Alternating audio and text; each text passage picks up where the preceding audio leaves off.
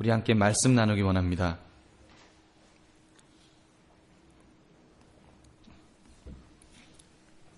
여러분 한번 따라 하시기 바랍니다. 당신은 감사를 누릴 자격이 있습니다. 여러분 믿으십니까? 다음 주는 추수감사주일입니다. 이때가 되면 어김없이 찾아와서 우리는 추수감사 예배를 하나님께 드립니다. 1년간 하나님께서 우리들에게 베풀어 주신 은혜에 감사하는 마음으로 그렇게 예배를 드리는 것입니다. 근데 솔직하게 얼마나 그것이 우리의 마음에 와 닿는지는 좀 질문해 봐야 될 것 같습니다. 미국 같은 경우에는 땡스기빙 데이라고 해서 아주 국민 모두가 칠면조 고기를 먹으면서 아주 축제로 그렇게 지냅니다. 근데 우리나라 같은 경우는 이미 추석을 9월 달에 다 지냈는데 생뚱맞게 이제 추수감사제를 또 지내려니까 조금 그렇지 않습니까?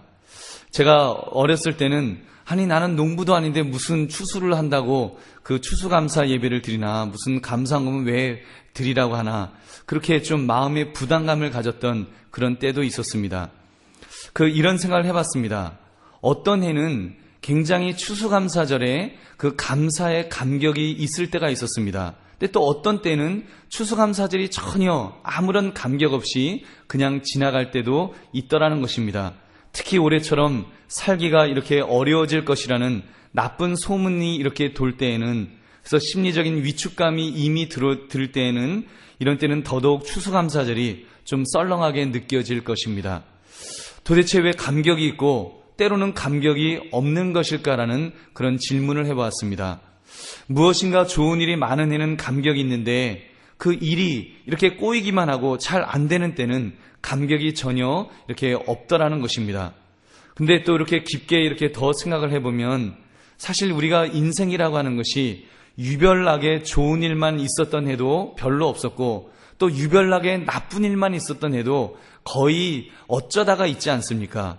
보통이라고 하는 것은 드라마같이 극적이기보다는 그냥 그래프를 그린다면 그냥 평범하게 이렇게 평행선같이 이렇게 그어지는 그런 단조로울 때가 많을 것입니다. 그런데도 어떤 때는 감사의 감격이 있고 어떤 이는 그런 감사의 감격이 전혀 없는 그런 원인이 무엇일까를 한번 생각해 봤습니다. 저는 그 답을 이 추수감사 예배가 시작되었던 그 청교도들의 모습에서 한번 생각해 보았습니다.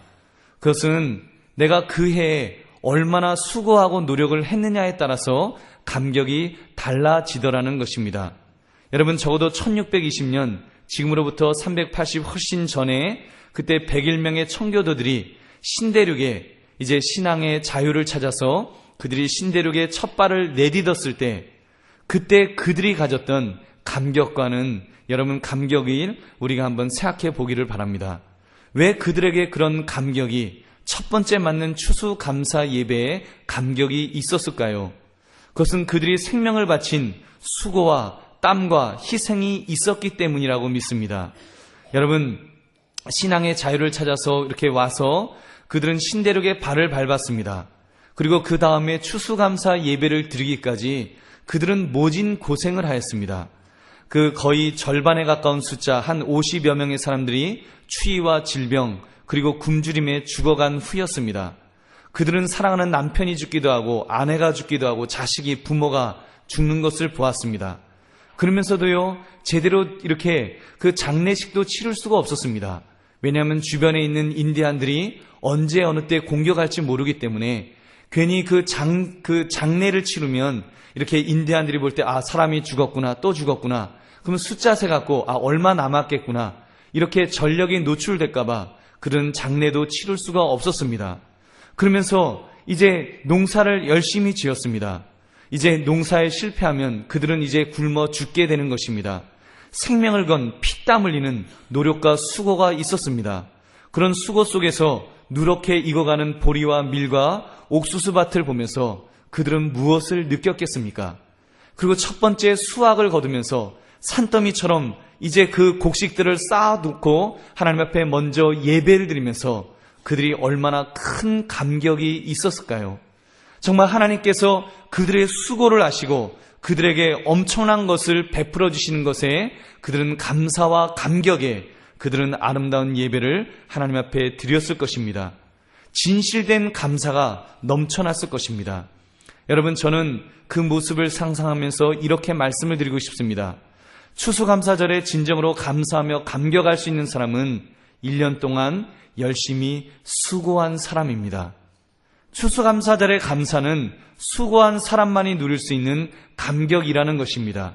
적어도 추수감사절은 그렇습니다.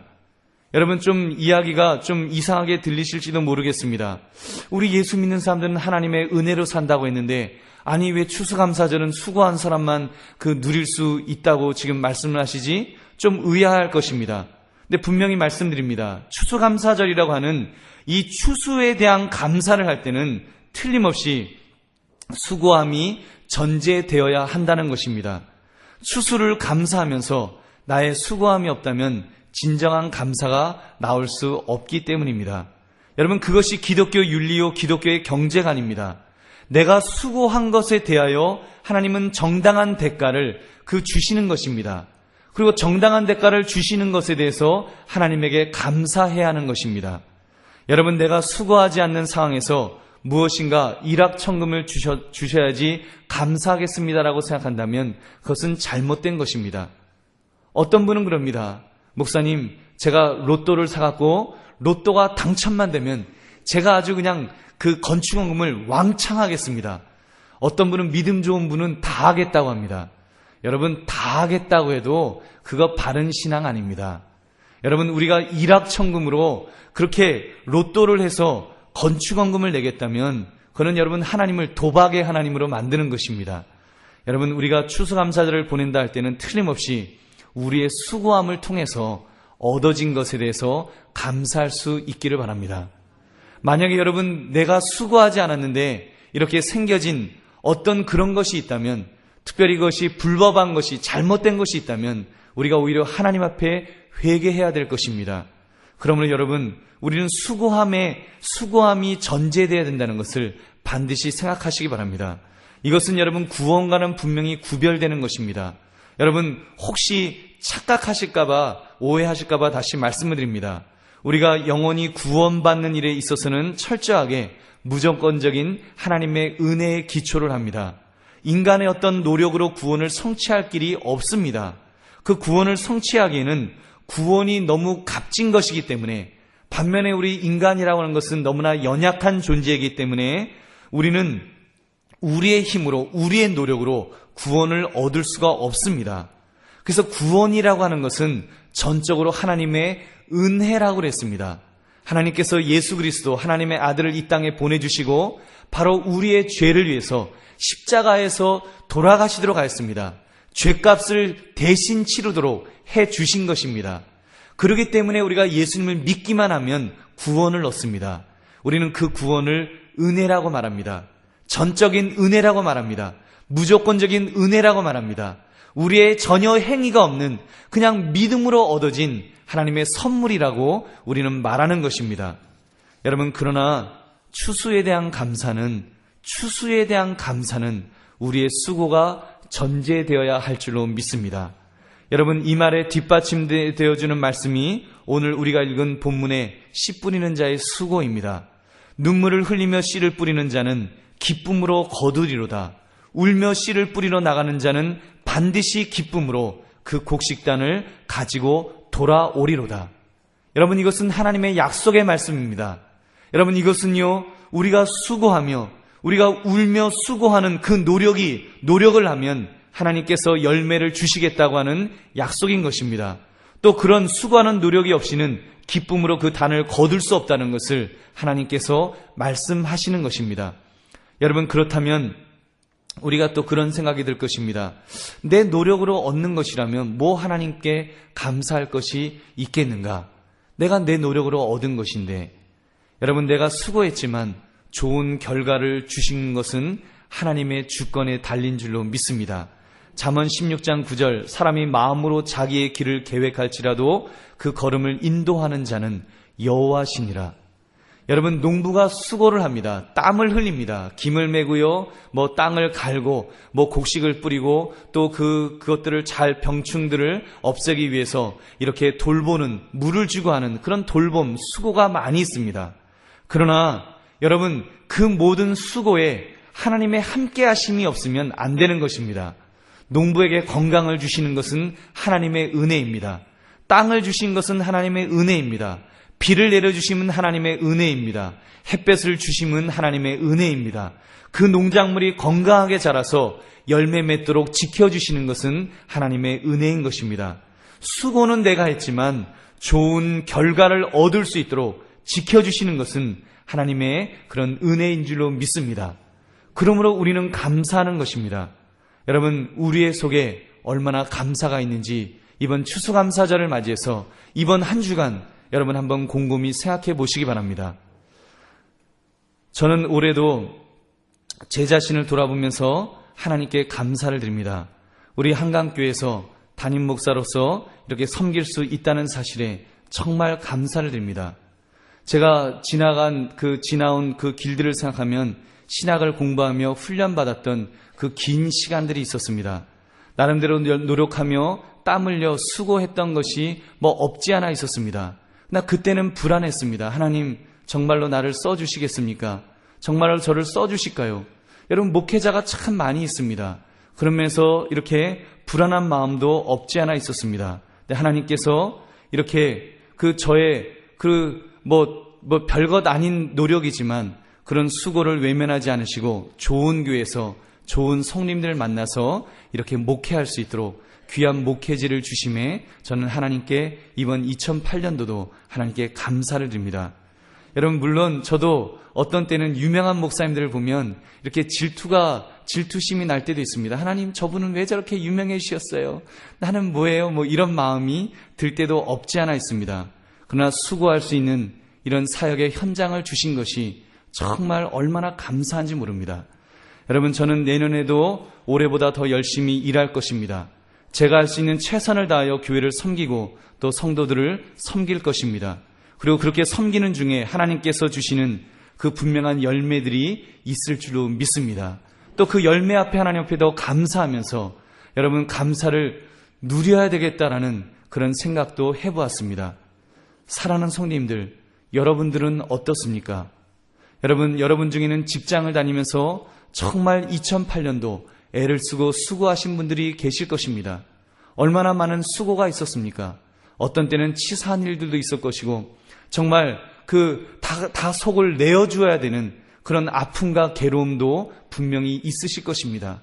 정말 사표를 몇 번이나 던지고 싶은 마음, 그런 것이 얼마나 여러분 많은 그런 일들이 있으셨겠습니까?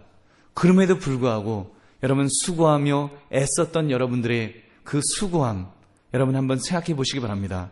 사업장을 운영하시면서 얼마나 힘드셨습니까? 얼마나 괴로웠습니까? 얼마나 불안했습니까? 또 학생들은 공부하면서 얼마나 많은 수고를 하셨습니까?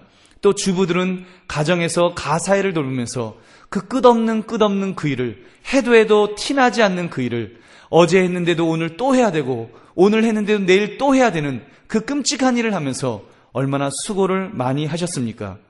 여러분 정말 수고 많이 하셨습니다. 여러분의 수고하심에 대한 하나님의 그런 은혜가 여러분에게 임할 줄로 믿습니다. 여러분 중에는 이렇게 몸이 불편하시고 거동이 불편하신 분들도 계실 것입니다. 여러분 그런 분들이라도 또 그 나름대로 얼마나 많은 수고가 있습니까? 빨리 그런 그 아픔에서 일어나기 위해서 그 애쓰시는 모습, 건강을 회복하기 위해서 그 참으로 피눈물 나는 그 노력을 하는 그 모습을 볼 때마다 여러분 그 수고하심을 하나님은 틀림없이 갚아 주실 줄로 믿습니다. 직장을 구하는 분들도 계실 것입니다. 그래서 준비하면서 하나님 앞에 기도하는 그 기도의 제목, 그 애씀을 하나님께서는 그냥 땅에 떨어지지 않도록 하실 줄로 믿습니다. 하나님은 갚아주실 것입니다. 하나님은 귀한 것들로 채워주실 것입니다. 여러분 그것을 바라보면서 우리가 또 하나님 앞에 더 하나님을 붙들면서 하나님을 의지하면서 그렇게 살아가시기 바랍니다. 이번 2008년도를 여러분 어떻게 보내셨습니까?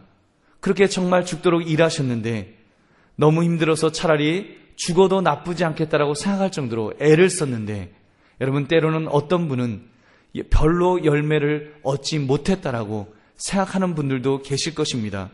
도대체 무슨 감사거리가 있느냐고 이렇게 원망스러운 마음이 생기는 분들도 계실 것입니다. 여러분, 그러나 여러분이 최선을 다해서 수고한 것만으로도, 수고하신 것만으로도 여러분은 감사를 누릴 자격이 있습니다. 여러분, 그리고 하나님께서는 틀림없이 여러분에게 갚아주실 것입니다. 그리고 이미 여러분에게 주신 것들이 분명히 있을 것입니다.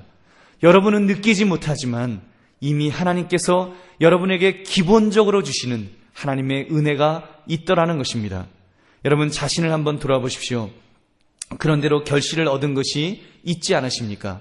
또 주 앞에 나와서 기도할 수 있고 주님 앞에 나와서 감사할 수 있는 마음이 있다면 이미 여러분은 어마어마한 것을 받은 것입니다. 또 제가 전에 한번 소개해드린 적이 있던 것 같은데, 세계가 만일 100명의 마을이라면이라고 하는 작은 책이 있습니다. 거기에 65억의 인구를 100명의 마을로 축소하였을 때 내가 어떤 위치에 있는지를 이렇게 소개하는 글이 있습니다. 거기에 보면 집에 자가용이 있으십니까? 7명 중에 한 사람이라는 것입니다. 여러분 컴퓨터가 있다면 2명 중에 한 사람이라는 것입니다. 은행에 예금이 있고 지갑에 돈이 들어있고 집안 어딘가에 잔돈이 굴러다니십니까? 마을에서 가장 부유한 8명 중에 한 사람이라는 것입니다. 여러분 집에 잔돈이 굴러다니고 계십니까? 여러분은 세계 인구를 100명으로 한다면 여러분은 8명에 속하는 사람이라는 것입니다. 사랑하는 성도님들, 보는 시각을 바꾸어 봅시다. 내가 수고하는 것보다 여러분 어떤 일이 일어나지 않았다고, 대박이 터지지 않았다고, 행운이 나에게 없었다라고 감사할 것이 없다라고 생각하지 마십시오. 애쓰고 수고할 수 있었다는 것만으로도 감사하시기 바랍니다. 애쓰고 수고하신 여러분이 감사를 누릴 자격이 있습니다. 여러분 하나님께서 분명히 여러분에게 더 수고할 수 있도록 건강을 주실 것입니다. 일할 수 있는 장을 주실 것입니다. 그리고 여러분 또 일하실 때 그것에 대한 필요한 것들을 하나님이 분명히 채워 주실 것입니다. 또 하나님이 은혜를 주시면 또 놀라운 우리가 기대하지 않았던 것들도 하나님이 채워 주실 줄로 믿습니다. 여러분 그러므로 기왕이면 우리가 수고에 대해 또 좀 더 좋은 열매를 얻을 수 있도록 우리가 애쓰는 우리의 모습이 있기를 바랍니다. 여러분 그러므로 저는 여러분들에게 본문의 이 농부를 통해서 여러분이 수고하는 것들에 대해서 한번 극대화시킬 수 있는 길을 소개하기를 원합니다. 많은 수확을 거둘 수 있는 방법을 소개하며 말씀을 마치기를 원합니다. 같은 수고를 우리가 하였어도 더 좋은 결과를 얻기 위해서는 아마 좋은 전략이 필요할 것입니다. 여러분의 수고를 극대화시키기 위한 그런 성공한 사람들의 모습을 연구할 수 있다면 쉽게 그 성공의 길을 우리도 찾을 수 있게 될 것입니다. 그것이 바로 리거렌 목사님이 소개하는 성공하는 사람들의 6가지 특징입니다. 그것을 제가 잠깐 소개하기를 원합니다. 첫째로, 수고하는 자는 목적을 가지고 일하는 사람입니다. 목적을 가지고 일을 해야 합니다. 농부가 농사를 지을 때는 분명한 목적이 있습니다. 목적이 좀 유치할지는 모르지만 예를 들면 내가 처자식을 굶어 죽이면 안 되겠다. 내가 처자식을 먹여 살리기 위해서 내가 애를 써야 되겠다. 나름대로 목적을 가집니다. 목적을 가졌으면 그 목적에 따라 구체적인 목표를 설정하는 것입니다. 내가 논 열마지기는 벼를 심겠다. 논 두마지기는 보리를 심어야 되겠다. 밭 세마지기는 옥수수를 심겠다. 이런 구체적인 목표를 세워나갈 것입니다. 그리고는 그 농부가 그 일을 이루기 위해서 땅을 갈고 씨를 뿌리고 김을 매는 수고를 매일매일 하는 것입니다. 목적을 가지고 목표를 세워놓고 그리고 매일매일 수고하는 것입니다. 여러분 근데 만약 그 농부가 목적도 없고 목표도 세워진 것이 없다고 해보십시오.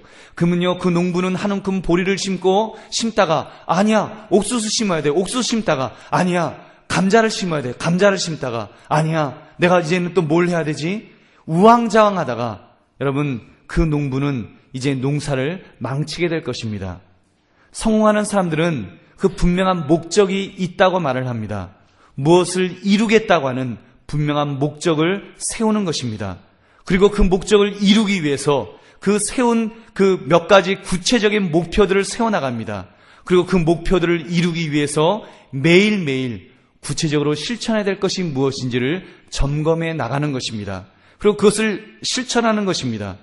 여러분, 그렇게 볼 때 여러분은 어떻습니까? 여러분은 인생의 목적이 있으십니까? 여러분, 분명한 목적이 있으십니까? 왜 사십니까? 무엇을 위해서 사십니까? 삶의 분명한 목적이 있으십니까? 만약 있으시다면 그 목적에 하나님의 영광이라고 하는 문구가 포함되어져 있습니까? 여러분, 하나님의 영광을 위해서 내가 살겠다고 하는 그 문구가 적어도 내 삶의 목적에 제일 앞에 있어야 될 줄로 믿습니다. 여러분, 우리가 그것을 가지고 그 하나님의 영광을 위해서 내가 이러이러하게 살겠다라고 하는 분명한 사명선언서를 써보시기 바랍니다. 내 인생을 내가 이렇게 살아가겠다. 하나님의 영광을 위해서 나는 이러이러한 사람이 되겠다. 나는 이런 일들을 하겠다.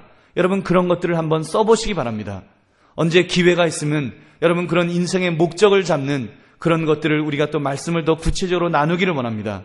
여러분, 아무튼 그래서 그런 목적을 분명하게 세우고서 그 목적에 부합하는 목표들을 설정하고 그것들을 하루하루 실천할 수 있는, 그래서 목적을 분명히 붙들 수 있는 그런 저와 여러분 되시기를 주님의 이름으로 축원합니다.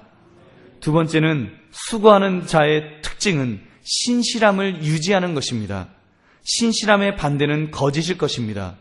저도 농부가 이렇게 농사를 지을 때는 거짓될 수 없습니다. 농부가 농사를 짓는 것은요, 진실되게 농사를 짓지 않으면 농사는 지어질 수가 없습니다. 성실하게 신실하게 봄에 씨를 뿌리지 않으면 가을에 거둘 수가 없습니다. 콩을 심지 않으면 콩이 나지 않는 법입니다. 내가 수고하고 땀 흘리는 것에 대한 수확을 얻게 되는 것입니다. 이런 신실함이 유지되어야 합니다. 신실함을 유지 않고 지속되는 것은 아무것도 없습니다. 그 사람이 아무리 유능하다고 할지라도 거짓을 말한다면, 신실하지 않다면 여러분, 그 사람을 어떻게 믿을 수가 있겠습니까? 진정으로 성공한 사람들은 진실만을 말합니다. 적어도 통계에 의하면 그래도 그 사람은 성공한 사람이다, 이렇게 인정될 수 있는 사람들의 그 특징을 이렇게 점검해 봤더니 그 사람들은 진실한 삶을 살고 있더라는 것입니다. 결국 인생에서 승리할 수 있는 사람은 믿을 만한 사람입니다. 진실을 유지하면서 살아가는 사람, 그 사람이 성공할 수 있다는 것입니다.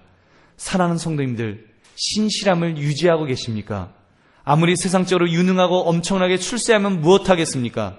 가족들이 불신하고 동료들이 불신하는 인생을 산다면 어찌 그 사람이 제대로 수고의 열매를 먹는 사람이라고 하겠습니까? 내 자신에게 물어보십시오. 아내에게 물어보십시오. 남편에게 물어보십시오. 자녀들에게 물어보시기 바랍니다. 과연 나는 신용을 얻는 사람인지, 과연 신용을 얻는 사람인지, 아버지는, 어머니는, 아들은, 딸은, 친구는 여러분 믿을 만한 사람으로 내가 인정받을 수 있습니까? 여러분, 자신을 돌아봅시다. 내가 사람들에게 믿을 만한가? 내가 하나님 앞에 믿을 만한 사람으로 진실되게 인생을 살고 있는지 우리는 분명하게 질문해 봐야 될 것입니다. 여러분, 그래서 우리가 한 걸음 더 나아가서 내 맡은 분야에서 믿을 만한 사람으로 서 있어야 될 줄로 믿습니다. 여러분의 직장과 여러분의 사업장에서, 여러분의 가정에서 정말 저 사람은 믿을 만한 사람이다, 인정받을 수 있는, 하나님이 우리를 보실 때 믿을 만한 사람이다, 인정하실 수 있는 그런 믿음의 사람들 되시기를 주님의 이름으로 축원합니다. 세 번째는 진정으로 수고하는 사람은 변명하지 않습니다. 여러분, 농사는 입으로 짓는 것이 아니라 몸으로 짓는 것입니다. 농사를 짓는데 논에 물이 없다고 해보십시오. 그러면 농사가 입으로 지어지겠습니까? 지금 비가 오지 않기 때문에 가뭄이 들기 때문에 농사가 안 돼, 아니면 무슨 어려움이 있기 때문에 뭐가 안 돼. 여러분, 말로 100번 1000번 말해봤자 농사가 지어지겠습니까? 여러분, 농부가요, 몸을 움직여서 땀을 흘리며 물꼬를 찾아야 됩니다. 그래서 물꼬를 터서 물을 끌어들이지 않으면 농사가 지어지지 않습니다. 여러분, 성공하는 사람들은 절대로 상호 비방하지 않는다라고 말을 합니다. 그들은 자신이 저지른 실수에 대해 책임을 집니다. 자신이 잘못을 했으면 잘못했노라고 시인하고 책임을 지는 것입니다. 그리고는 다시는 그런 잘못을 반복하지 않기 위해 최선을 다해 준비하는 것입니다. 여러분, 변명을 잘하는 사람치고 일을 제대로 하는 사람은 없습니다. 게으른 사람은 언제나 변명만 늘어놓는다고 말을 합니다. 그렇게 볼 때 여러분은 어떻습니까? 여러분의 수고의 현장에서 어떤 모습으로 살아가고 있습니까? 문제들이 생겼을 때 그 문제를 대함에 있어서 남의 잘못으로, 환경의 탓으로 돌리려는 경향은 없습니까? 아니면 담대하게 자신의 잘못을 인정하고 시정하고 노력하려고 하고 있습니까? 내가 행동함으로 그 일들을 고치려고 노력해야 하는 줄로 믿습니다. 특히 여러분, 요즘 어려운 시기를 살아가고 있습니다. 우리가 변명거리를 찾으려면 얼마든지 찾을 수 있는 그런 시기입니다. 여러분, 청년 실업이 높아지고 얼마나 많은 어려움들이 있습니까? 이런 때 우리가 아무리 시대가 그렇다라고 변명을 늘어놓아봤자, 여러분, 지금 환경이 그렇다라고 말을 해봤자 우리의 삶에 변화되는 것은 아무것도 없을 것입니다. 우리가 아무리 변명을 하고 아무리 변명거리를 찾는다고 할지라도 여러분, 우리에게 얻어지는 결실은 하나도 없다는 것입니다. 여러분, 변명하고 불평하는 사람에게 하나님은 기회를 주시지 않습니다. 여러분, 우리가 그럴수록 더 앞만 볼 수 있기를 바랍니다. 내가 할 수 있는 길을 찾아볼 수 있기를 바랍니다. 여러분, 그리고 변명할 그 시간에 내가 애써야 됩니다. 더 노력해야 됩니다. 오늘 하루를 성실하게 내가 최선을 다해서 노력하면서 나아갈 때 하나님께서 우리에게 기회를 주실 줄로 믿습니다. 하나님께서 우리를 붙들어 주실 줄로 믿습니다. 그런 사람에게 여러분, 하나님께서 많은 열매들을 허락해 주시는 것입니다. 네 번째는 배우기를 멈추지 말아야 합니다. 배우기를 멈추지 말아야 됩니다. 과거에도 훌륭한 그 농부라면 계속해서 연구해 나가는 것입니다. 작년에도 어떻게 농사를 지었던지 그거를 이렇게 연구하는 것입니다. 내가 이렇게 지었더니 이런 결과를 얻었다. 그래서 내년에는 좀 더 낮게 결실을 얻도록 연구를 해봐야겠다. 배우기를 멈추지 않고 노력하는 것입니다. 여러분, 그렇게 노력하는 농부가 있기 때문에 여러분, 오늘날 이렇게 풍년이 계속해서 있는 그런 일들이 벌어지는 줄로 믿습니다. 여러분, 이렇게 수고하고 배우기를 멈추지 않는 사람에게 많은 결실이 맺혀지게 될 줄로 믿습니다. 여러분, 저는 담임 목회자로서 이렇게 배움을 준비해야겠다고 저는 결심을 했습니다. 사도행전의 사도들이 말한 것처럼 기도하는 것과 말씀을 보는데, 그래서 또 우리 이 시대로 말하면 기도하는 것과 독서하는데 더 열심을 내야 되겠다고 그렇게 결심을 했습니다. 때로는 목사가 독서하지 않고 그냥 바쁘게 살아갈 수 있습니다. 교회 잡무를 처리하고 신방을 하고 성도들을 만나고 또 이렇게 그냥 이렇게 설교를 준비하고 하면서 그렇게 바쁘게 살아갈 수 있습니다. 하루 종일 잡무를 처리하면서 바쁘게 하루를 마치고, 그리고 오늘 하루 일 다 끝냈다. 그리고 집에 가서 이렇게 뒹굴면서 그렇게 하루하루를 살아갈 수도 있을 것입니다. 그래서는 안 됩니다. 목사가 기도하지 않으면 영적인 능력을 잃어버리게 될 것입니다.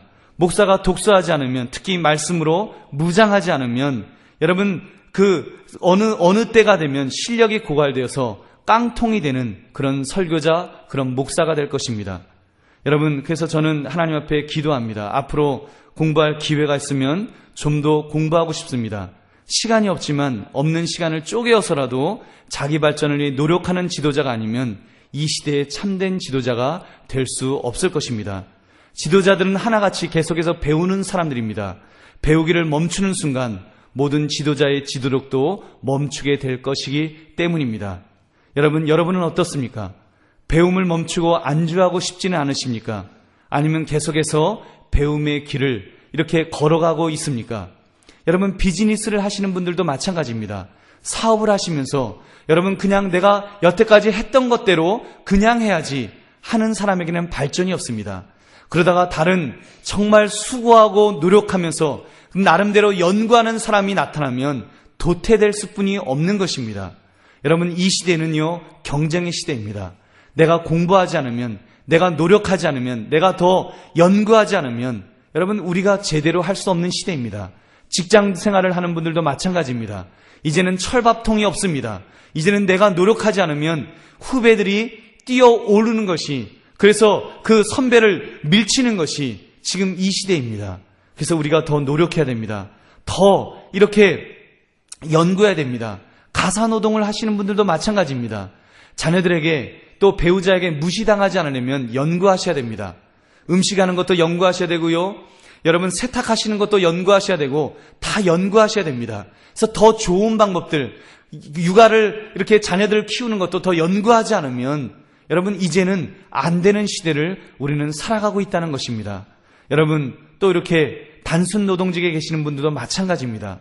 이제는 단순 노동직도 단순 노동이 아닙니다. 이제는 전문직입니다. 노력하는 사람에게는 전문직이 되는 것입니다. 노력해서 그 분야의 최고가 될 수 있다면 여러분 하나님께서는 그 사람을 더 크게 귀하게 쓰실 줄로 믿습니다. 그래서 우리가 참으로 노력하면서 새로운 아이디어를 열고 새로운 것들을 배우기 위해서 애쓰는 사람, 더 연구하고 실력을 쌓기 위해서 갈고 닦는 사람, 그런 사람들을 하나님이 쓰실 것이고 또 그런 사람들이 수고하고 애를 쓸 때 여러분 더 많은 열매들을 거두게 될 줄로 믿습니다. 5번째는 시간과 에너지를 절약해야 됩니다. 농부들처럼 부지런한 사람들은 별로 없을 것입니다. 제가 알고 있는 좋은 농부들은 참으로 부지런합니다. 새벽을 보면서 하루 일과를 시작하고 밤늦게까지 일을 합니다. 여러분 과거에 우리 어머니들 농사 지으면서 낮에는 농사를 짓고 밤에는 가사일을 돌봤습니다. 또 이렇게 가사일을 하면서 또 이렇게 헤어진 것을 꼬매면서 밤늦게까지 일하시는 것이 우리 어머니들의 모습이었습니다. 그만큼 수고하는 농부들 부지런했기 때문에 여러분 또 많은 결실들도 얻게 된 줄로 믿습니다. 성공하는 사람과 실패하는 사람들 역시도 모두 24시간이 주어져 있습니다. 그러나 성공하는 사람은 실패하는 사람보다 24시간을 훨씬 더 잘 관리하는 사람입니다. 성공하는 사람들은 돈보다 시간이 훨씬 더 가치가 있다는 사실을 알고 있습니다. 이들은 무조건 많은 시간을 들여서 힘들게 일하는 것이 아니라 지혜롭게 일을 처리합니다. 여러분은 어떻습니까? 여러분의 시간을 어떻게 활용하고 계십니까? 너무 바쁘십니까?